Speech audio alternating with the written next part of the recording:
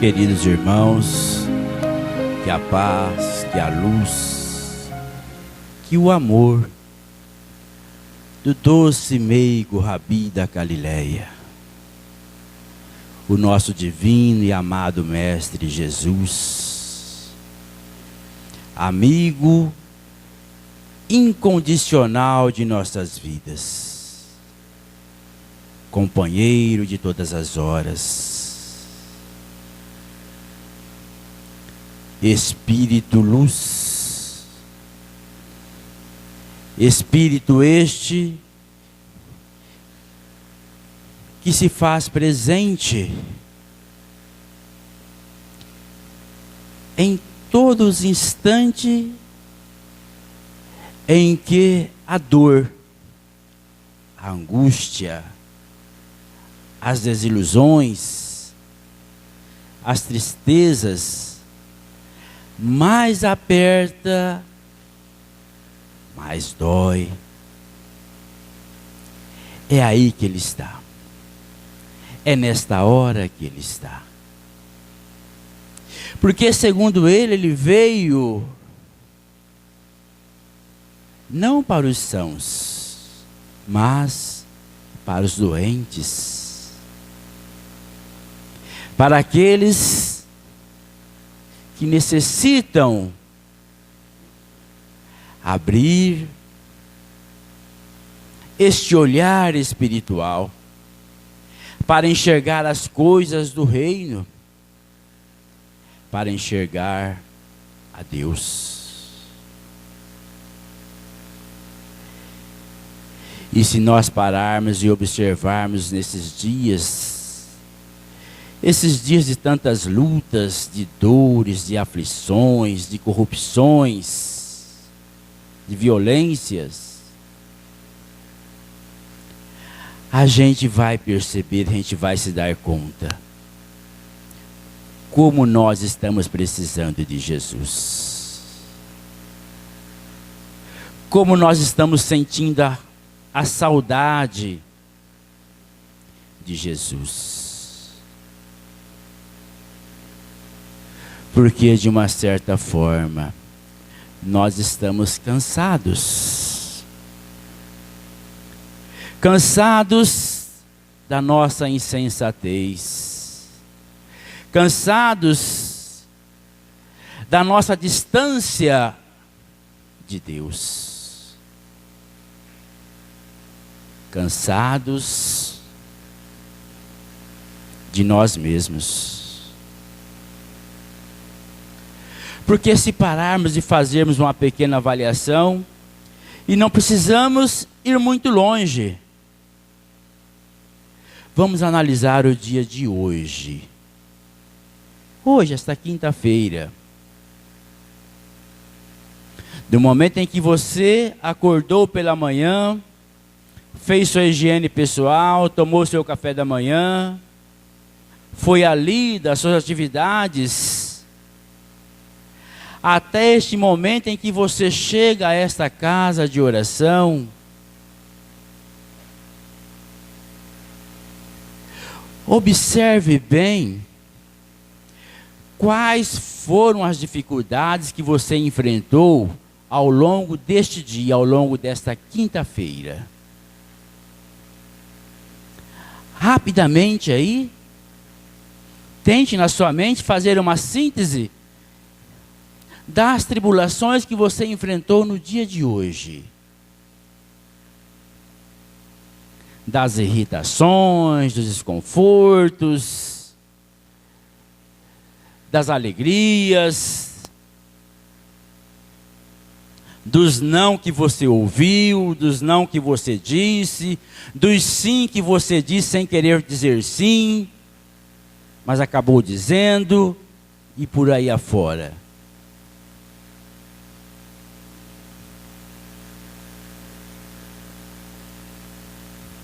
É claro que nesse instante que você está aqui agora, você não vai resolver nada disso.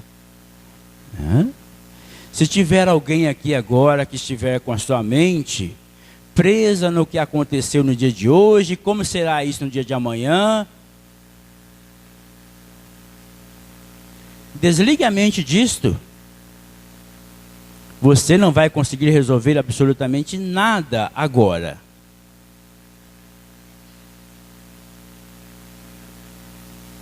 Porque querer resolver isso aqui agora, o nome disso é ansiedade. E o que é a ansiedade? Ansiedade é excesso de amanhã. Assim como depressão é excesso de passado. E o ideal é que nós estejamos presentes no aqui e agora. Então, faça um esforço, respire fundo, acalme o seu coração, o seu corpo. Sinta o local onde você está. Perceba você sentado aí nesta cadeira. Os eflúvios do ambiente. E apenas a nível de reflexão, vamos pensar então tudo o que nos ocorreu no dia de hoje. No entanto, lá no Livro dos Espíritos, Kardec questiona os espíritos.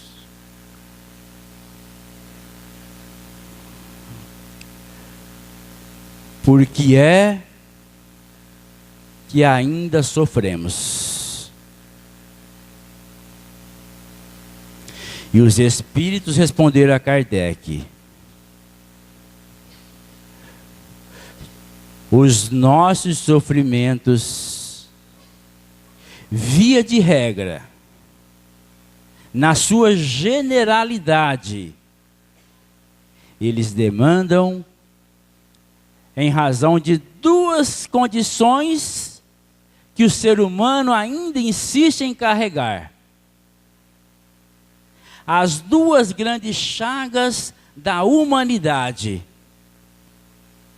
que nos têm feito sofrer.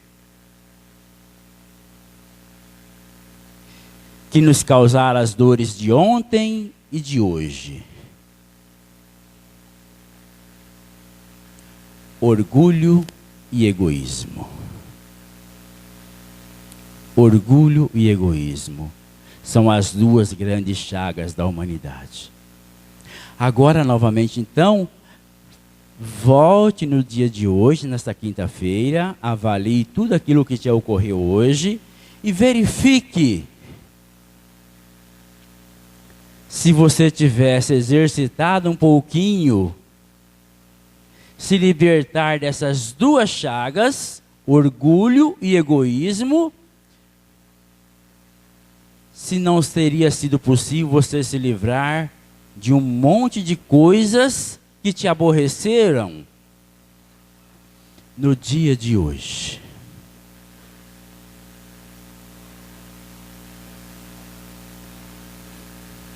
Quantas dores físicas, e a maioria delas são de origem emocional. E por que é que a gente se desequilibra emocionalmente? Quase sempre porque somos contrariados em alguma coisa.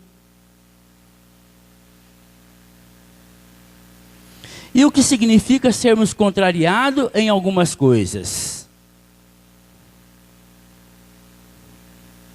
É que o nosso orgulho, o nosso egoísmo, faz com que a gente queira que o mundo seja como nós queremos. E não admitimos muito que seja diferente. E num grau mais intenso, num nível mais amplo disto, nós vamos ter as depressões. O que é depressão? O pano de fundo da depressão significa orgulho. Via de regra, todo depressivo é um tremendo de um orgulhoso. Porque ele não aceita que o mundo seja do jeito que é. Ele quer que o mundo seja do jeito que ele acha que o mundo tem que ser. Então ele não aceita. Ele se rebela. Já que o mundo não é como eu quero que ele seja, já que o mundo não é como eu quero, então eu vou desistir. Eu não quero mais brincar disso. Essa brincadeirinha está me cansando. Eu quero desistir. Eu vou me afastar do mundo. Ele não me obedece, ele não atende o meu controle, então eu não quero mais.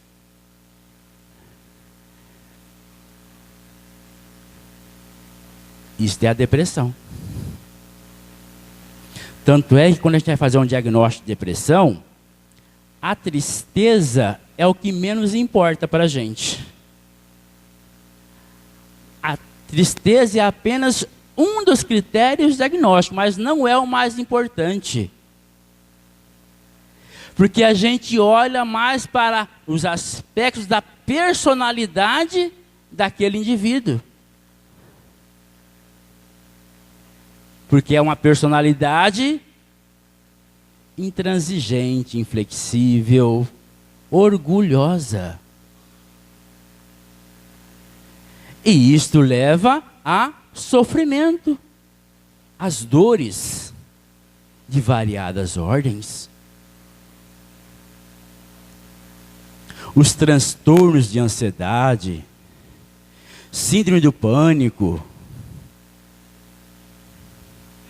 transtorno obsessivo compulsivo, essas doenças emocionais que estão aí em voga, que parece que em toda família tem um.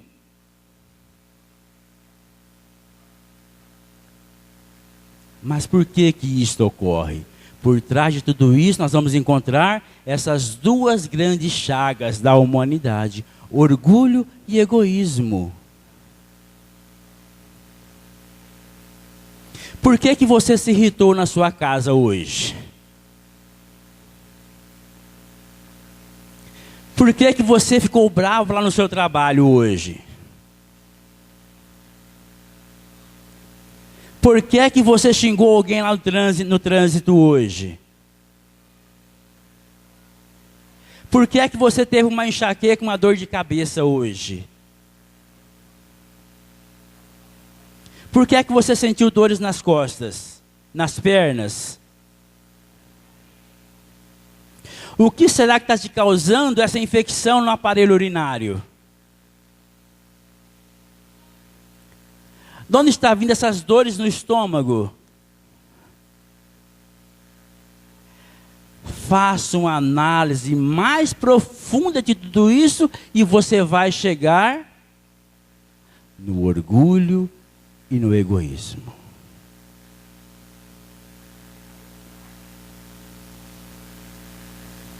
Talvez tenha alguma exceção aqui. Eu não sou exceção, garanto para vocês. Talvez tenha alguma. Mas nós precisamos ter coragem para parar e olhar para isto. Conheça-te a ti mesmo, já vou-lo disse um sábio da antiguidade. O que é conhecer a si mesmo? É observar no dia a dia como que você age, como que você reage, como que você interage com as pessoas, como que você suporta as diferenças, como que você ama, como que você odeia, o que é que você impõe às pessoas do seu convívio, ou o que você não impõe, o que você tolera.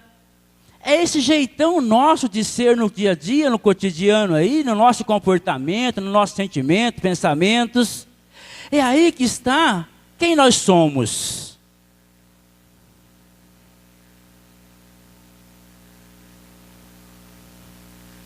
Não é tão difícil da gente observar, da gente perceber, da gente fazer esse auto-olhar. Não é tão difícil. Mas o grande problema é que o danado do orgulho faz com que a gente fique criando um monte de justificativas para aquilo que não tem justificativa.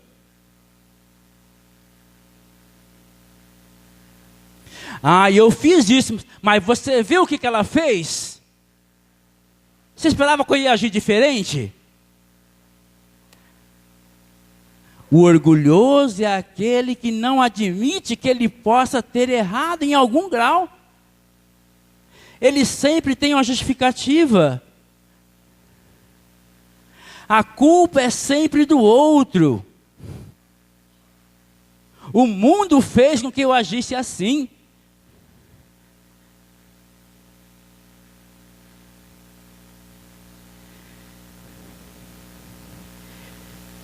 Aí a gente vê por aí aquelas pessoas bravas, irritadas, nervosas.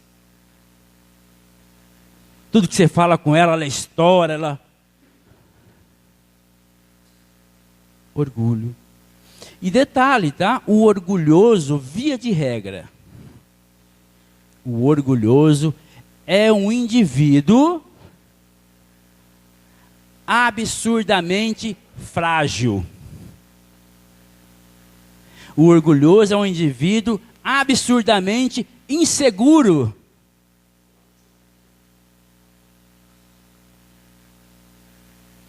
Ele não acredita nele. Por isso ele passa a usar esses mecanismos de defesa, de proteção do ego, que é agredir o outro para se proteger, para não ter que olhar para ele mesmo.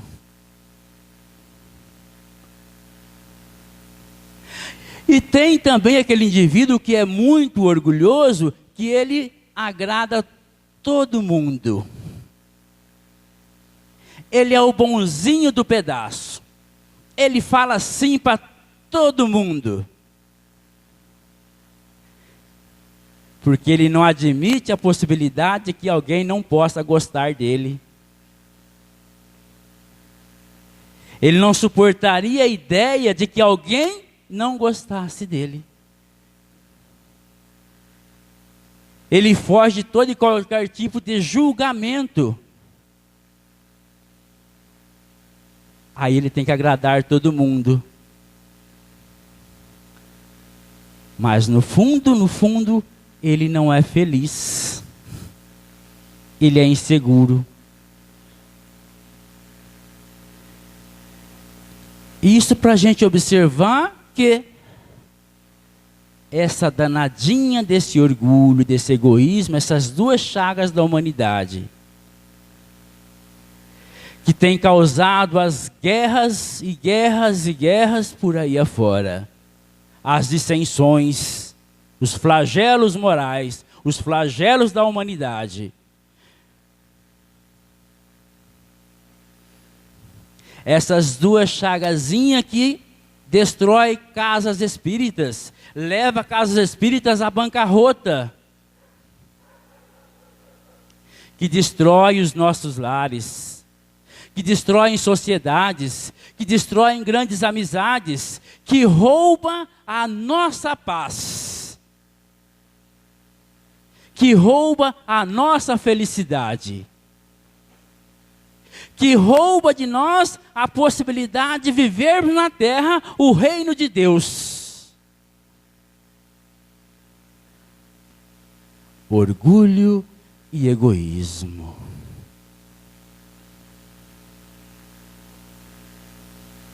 E no Evangelho da Noite, a proposta é que façamos uma reflexão em cima do capítulo 7 do Evangelho segundo o Espiritismo.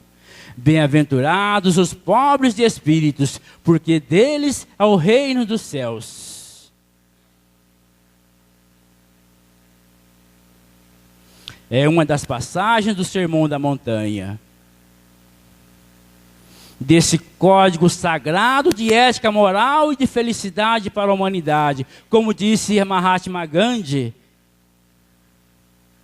se nós destruíssemos todas as escrituras sagradas e deixássemos apenas o Sermão do Monte, a humanidade teria o mais perfeito, o mais valoroso código de ética moral, de felicidade para a humanidade. Ele que não era cristão, percebeu, reconheceu, identificou isto nas palavras do Cristo. Bem-aventurados. Qual o significado de bem-aventurados para nós hoje? Felizes. Felizes os pobres de espírito, porque eles habitarão no reino de Deus. Bem-aventurados, brandos e pacíficos. Felizes os brandos e pacíficos. Felizes os brandos e humildes de coração, porque eles verão a Deus. Mas, buscando nessa passagem, nesse ensinamento, nesta bem-aventurança, colocando aí um sentido espiritual para a mensagem do Cristo, nós vamos verificar que o Cristo estava falando não de um reino fora, de um lugar circunscrito, nada disto, mas de algo que está aqui dentro de cada um de nós, dentro do próprio homem. Felizes os pobres de espíritos, entendendo aqui na mensagem do Cristo, em sentido espiritual, como pobre de espíritos, os humildes. Os humildes. Aqueles que reconhecem a grandiosidade de Deus. Aqueles que reconhecem que ninguém é melhor que ninguém. Porque o significado da palavra humildade é se umificar de Deus. Nos umificarmos dessa palavra divina. Nos umificarmos do Evangelho. Permitir que o Evangelho envolva o nosso coração, a nossa alma. Isto é humildade.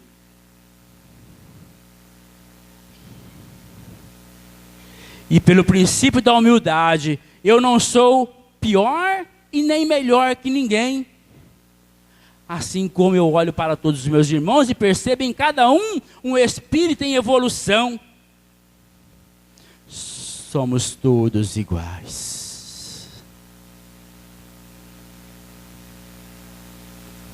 E nos vem a doutrina espírita, nos traz os ensinamentos, nos traz a lei da reencarnação. Isto fica mais evidente para todos nós.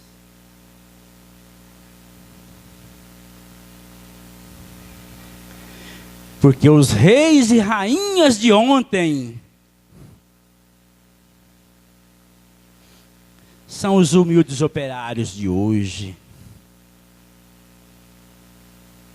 Os humildes operários de hoje poderão amanhã ser os empresários, industriais, os reis e rainhas, porque são experiências que todos nós temos que atravessar. Na nossa trajetória, todos nós aqui já experienciamos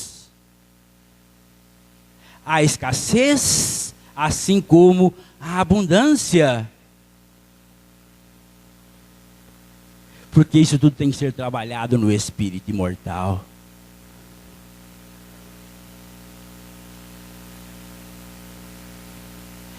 Bem-aventurados os pobres de espíritos, felizes os humildes, porque eles herdarão o reino dos céus.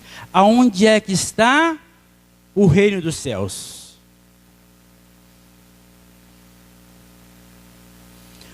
O reino dos céus, meus irmãos,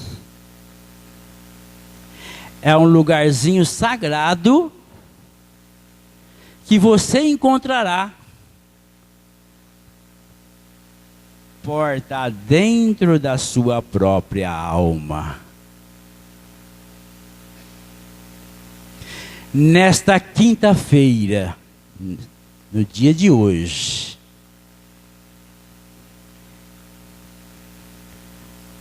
você habitou em um céu ou em um inferno? Como foi o seu dia hoje?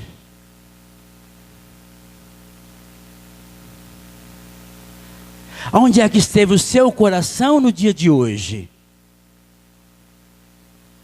Onde é que esteve os seus tesouros no dia de hoje?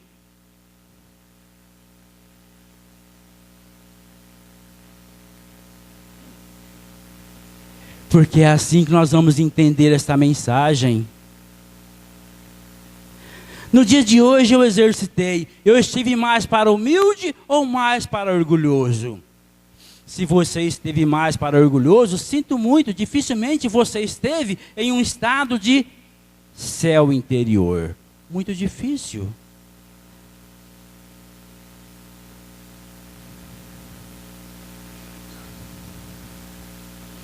A gente passa boa parte do dia julgando os outros, condenando os outros.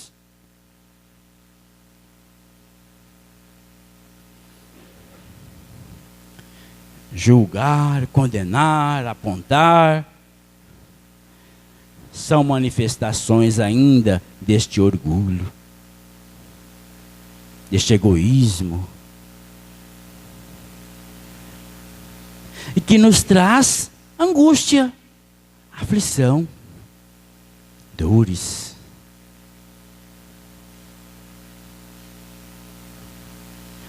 Como foi o seu dia hoje? Em que país você habitou hoje? Porque o Evangelho é bom assim. O Evangelho é bom quando a gente traz ele para o nosso dia a dia, para o nosso feijão com arroz, para entendermos como que nós estamos no nosso cotidiano, na sintonia com o Cristo, com esse Mestre divino.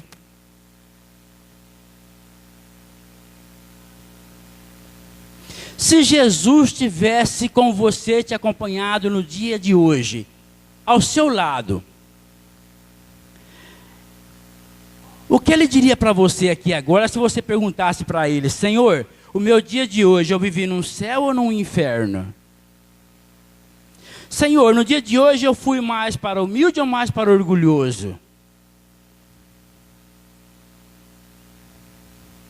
Sabe aquela situação assim lá no meu emprego, aquela hora que aquele fulano falou isso e eu reagi assim? Por que eu reagi daquele jeito? É assim que a gente vai realizando essa integração. A gente vai trazendo para nós essa mensagem do Cristo. Realizando essa proposta de termos uma vida, não uma vida qualquer, mas uma vida em abundância. E aí fizeram uma perguntinha para ele, que está nesse capítulo, querendo o colocar em xeque. Perguntaram a ele: Senhor, mas quem será o maior no reino dos céus? Jesus olhou para uma criança, chamou aquela criança e disse para aquele público: olhem para essa criança. O reino dos céus será para aqueles que se assemelharem a uma criança. Porque Jesus usou a figura da criança para responder o significado, a essência deste princípio. Porque via de regra a criança ela simboliza a pureza, a ausência de julgamento, a ausência de malícia, a ausência de mágoas, de rancores, de ressentimentos, de ódios, frutos do nosso orgulho e do nosso egoísmo.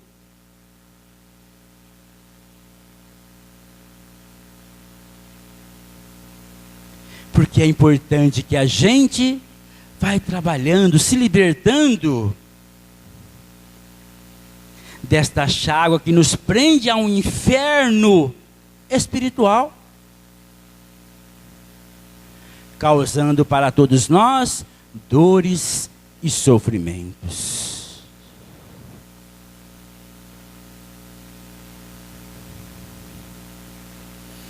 Mas eu não falo mal de ninguém, não julgo ninguém, não prejudico ninguém, não roubo ninguém, não devo para ninguém.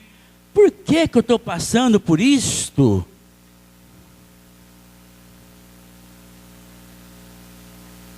Meus irmãos, Deus não erra. Deus não erra. A dor, aquele probleminha, não bate na porta errada. Não vai no endereço errado. Não tem disto. Não existe bala perdida. Nem uma folha sequer cai de uma árvore se não for com a permissão do Pai. Se algo está ali acontecendo, se você está atravessando por alguma coisa, é hora de parar.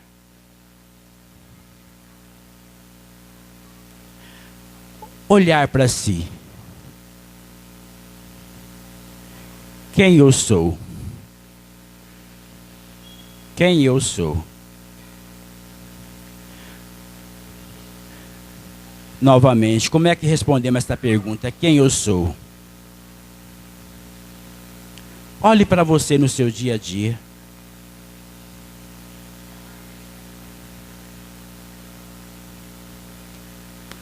E está ali também nesse capítulo.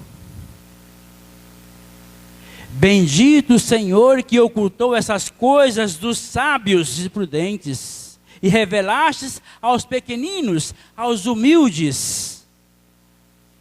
Aqueles que reconhecem que não somos superior a Deus.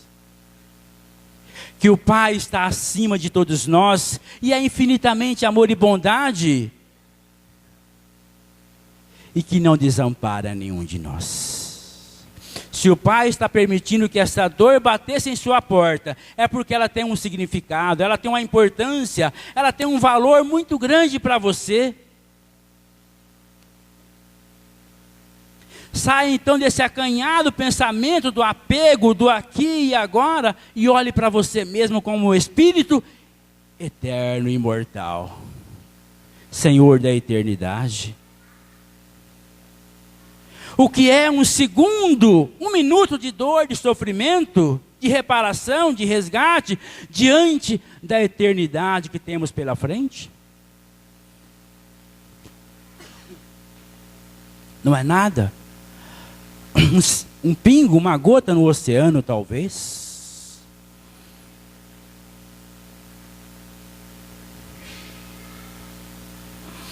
Abro um parênteses aqui agora para fazer uma outra reflexãozinha. Segundo um estudo feito pelo Dr. Sérgio Felipe de Oliveira, alguns aqui já conhecem ele, esteve aqui. Ele diz o seguinte, que ele foi estudar o porquê que o André Luiz ficou 8 anos no umbral, dentro da nossa cronologia de tempo. Um espírito como este, né, de tamanha inteligência, trazendo uma contribuição fantástica para a humanidade, como com um espírito desse ficou 8 anos no umbral. E ele chegou à conclusão nos estudos que a causa estava no orgulho. Porque o André Luiz, enquanto médico encarnado, as suas descobertas, ele atribuía à sua própria inteligência. Ele atribuía aquilo como tendo um mérito pessoal dele. E segundo os estudos do Dr. Sérgio Felipe, Bezerra de Menezes um dia chegou para o André Luiz e disse a ele: sabe qual foi o grande problema, André Luiz? Você esqueceu de que todas as suas descobertas eram realizadas com a permissão de Deus. O que faltou a ele? Dizer simplesmente: isto aqui eu estou descobrindo, estou realizando em nome de Deus. Você está aqui sentadinho nessa casa espírita hoje, conosco, refletindo sobre o Evangelho do Cristo, graças à permissão de Deus. É em nome de Deus. O emprego que você tem, que garante seu salário, a comida à sua mesa, é em nome de Deus. Esse corpo que você está habitando aí agora temporariamente, esse instrumento sagrado que o Pai te emprestou, você está nele em nome de Deus. Precisamos ter essa humildade de reconhecermos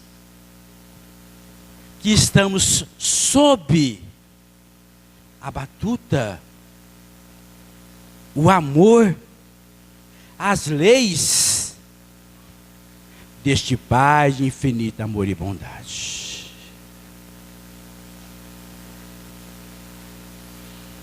Aquele Senhor, durante a sua juventude, fazia parte de uma família nobre de Portugal. E ele teve a oportunidade de estudar nos melhores colégios da Europa, da França, Inglaterra, Espanha. Se formou e voltou para Portugal. Mas foi uma época em que a corte portuguesa estava percebendo que o Brasil estava escapando das suas mãos. Precisava então que se mandasse para cá novas cabeças, pessoas mais jovens, com mais pulso, para não perderem o controle da colônia. E ele foi enviado para cá. Chegou aqui, veio contrariado, claro, não queria deixar as benesses, a mordomia, a luxúria que ele tinha em seu país. Afinal de contas, ele era um membro da corte portuguesa. Como ir lá para um país onde só tem serpentes e pernilongos? Mas assim mesmo ele obedeceu e veio para cá. Chegou aqui, fez fortuna fácil, ganhou muito dinheiro, se tornou um barão do café na região do estado de São Paulo. Aos olhos do mundo, era um homem bom. Tinha muitos escravos, mas tratava a todos, né, como era de costume na época, né? Ainda que veio lá a libertação dos escravos em 1888, em março de 1888, mas ainda assim, como até hoje, né, essa escravidão ainda continua. Mas ele era um homem bom.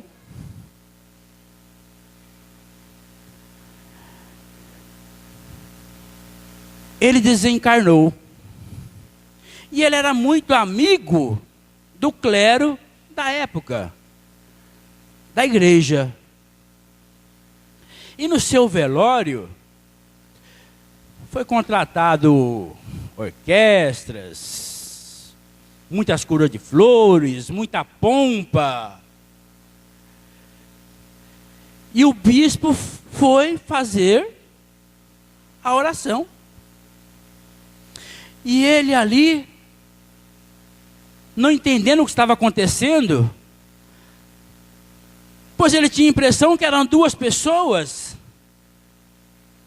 Ele aqui, vivo, e aquele corpo que ele havia usado dentro daquele caixão, por sinal, um caixão de madeira nobre, torneado, alças de ouro. E o bispo começou a fazer a sua pregação. O barão, nesse instante, está sendo recebido por Jesus nos pálamos celestiais. E ele começou a entrar em desespero. Não, vocês estão enganados. Eu não estou sendo recebido por Jesus. Vocês vão me enterrar vivo, não é assim. Olha eu aqui. E de repente se fecha o caixão. Ele se atormentou. Ele não suportou. A espiritualidade o resgatou daquele local.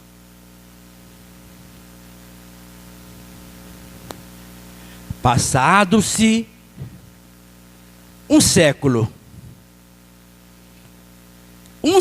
depois, 100 anos aproximadamente, aquele espírito se aportou, graças à misericórdia divina, em uma casa espírita. Foi atendido em uma reunião mediúnica. Como as reuniões que nós temos em nossa casa de oração. Depois de muito tempo, de um longo período de tratamento, de orientação, ele se tornou um trabalhador daquela seara espírita, daquele cantinho de luz.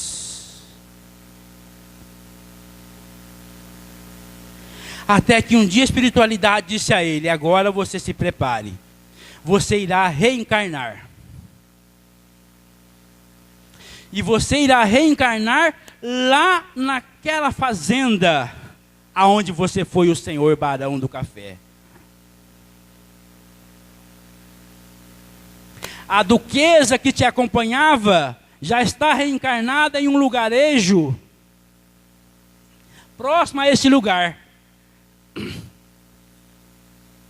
Vocês irão se encontrar. Irão passar por muitas privações, por muitas dificuldades, mas nós estaremos, com a permissão de Deus, assistindo a vocês. E esse espírito veio então, em uma reunião mediúnica, dizer aos trabalhadores que ele iria se ausentar por um tempo. Ele precisava reencarnar. Mas ele não poderia fazer isso sem antes agradecer aquela casa espírita. E, em especial, disse ele, agradecer a vocês, em nome de Deus, em nome de Jesus, agradecer ao mestre Lyonês, agradecer a Allan Kardec, porque graças à doutrina espírita, e em especial, graças ao Evangelho, hoje eu conheci um outro Cristo, um outro Jesus, diferente daquele Jesus que o clero havia me dito lá na época em que eu era o barão do café.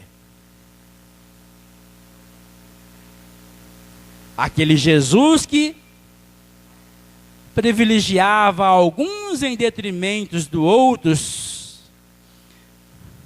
porque certa vez ele questionou o bispo sobre isso, e o bispo disse a ele: Jesus também tem as suas preferências, mas graças à doutrina espírita, graças ao Evangelho, nesta casa de oração, nesta reunião mediúnica, eu conheci um outro Jesus.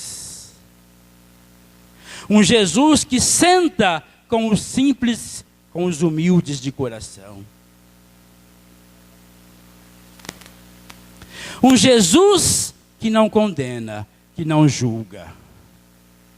Um Jesus que ama verdadeiramente. Um Jesus que não dispensa nenhuma de suas ovelhas.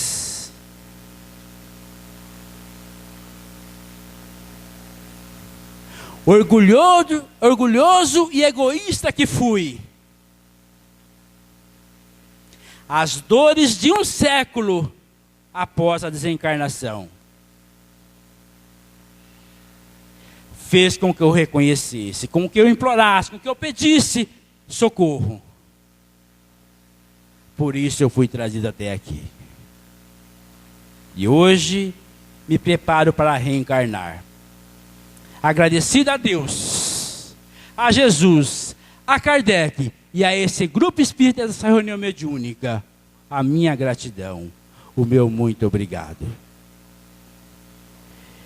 E que a simplicidade, que a humildade do Cristo continue reinando em meu coração e que ela sim possa reinar no coração de cada um de nós que estamos aqui nesta noite, encarnados e desencarnados.